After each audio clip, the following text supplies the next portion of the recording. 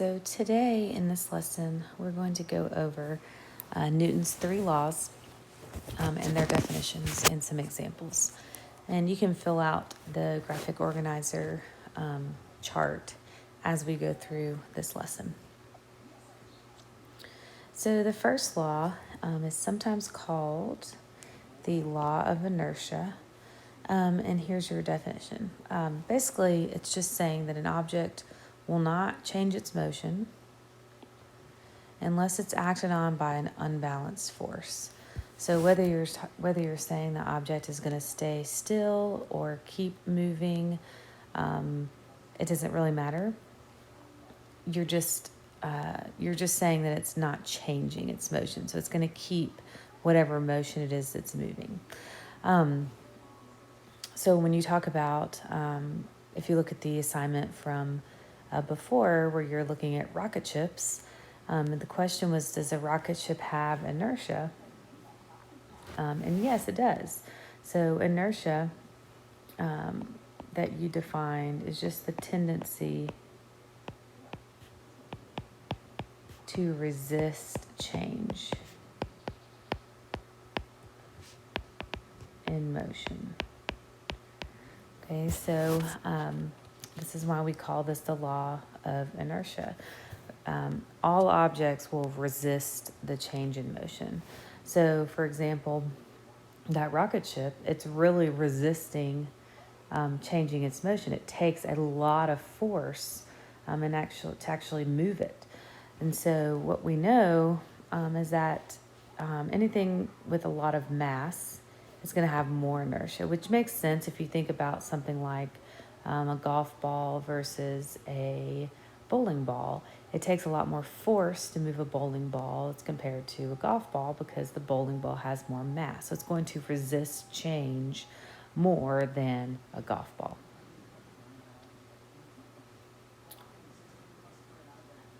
This is the same. We're not going to watch this video in this lecture, but this is the same kind of thing with a seatbelt. Why do we wear a seatbelt? Well, it's to keep us from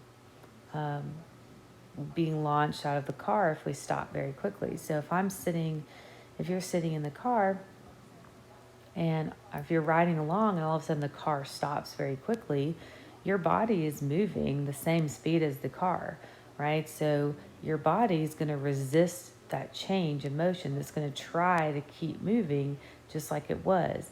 If you don't have anything to help stop that motion, then your body's going to keep going, possibly through the windshield, and then you could be injured. So the seatbelt is kind of what helps us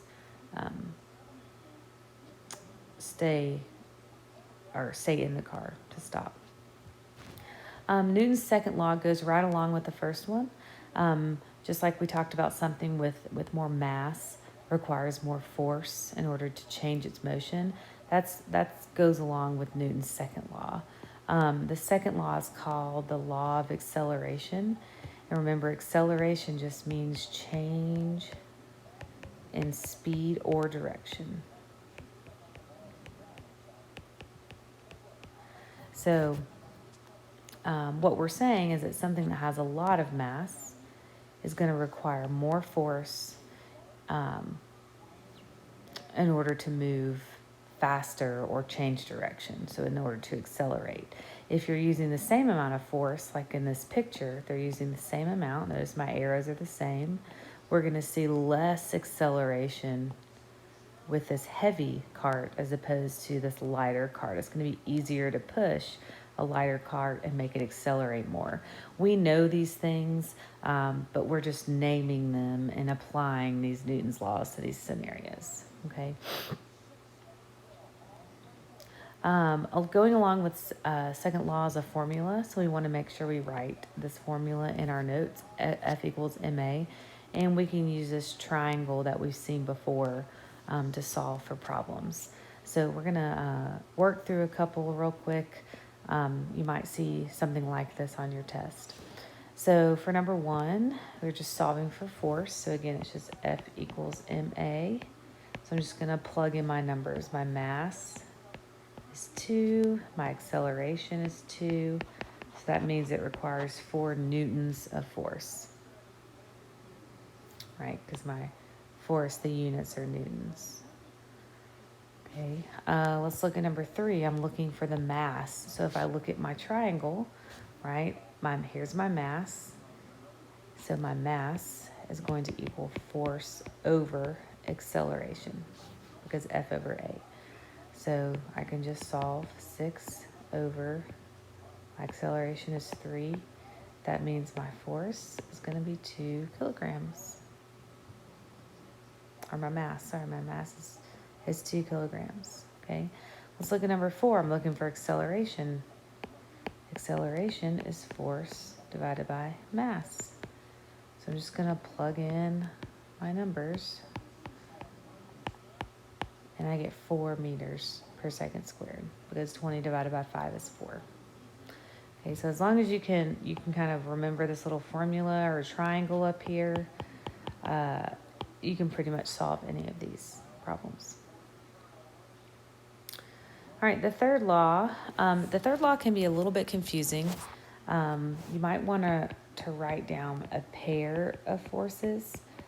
So what we're saying is that forces always operate in pairs. There's always an opposite force that's being applied. So this is how we get this: every action has an equal and opposite reaction. So if you think about, like example, let's look at these guys in some chairs, and you can test this out. If you're ever sitting on anything with wheels reduce our friction, so it makes it easy to move. It makes it easy to roll around and all of that.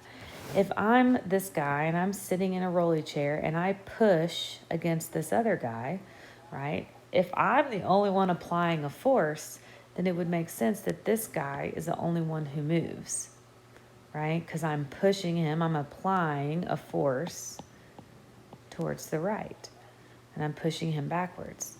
But we know that what really happens, right, is that I'm also going to move the opposite way. So what really happens is that both people, even though this guy on the right isn't really trying, he's still applying a force towards the left.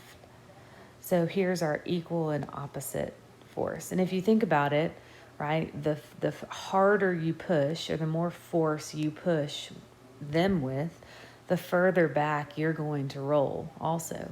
So that's that equal section, that equal part of this definition, right?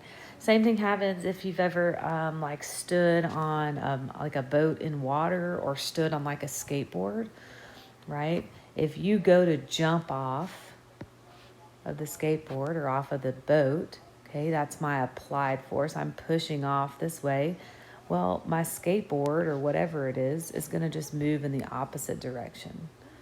Okay, so even though you're thinking I'm really the only one applying a force, technically the other object is applying an equal force back at you.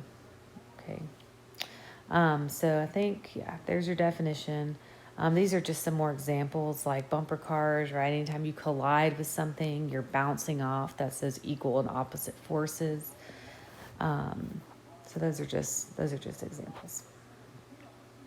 This little video here that you saw in your activity in the Newton's law stations is another really good example of the third law, right? He's controlling the direction he's moving by pointing his fire extinguisher the opposite way, because he knows that force, if he's shooting it one way, it's going to push him the other way, right? And he kind of can control how fast he goes with how much he shoots out of the fire extinguisher. The more pressure, the more force, the further he's going to move. So what you're going to do next is complete the web quest that's on. It's not on Google Classroom. This is an old slide. It's on Schoology. It's a separate assignment. Schoology, can't even spell. It's a separate assignment. We are going to write this in our notebook, and then instructions are on Schoology, or you have the option to type it in.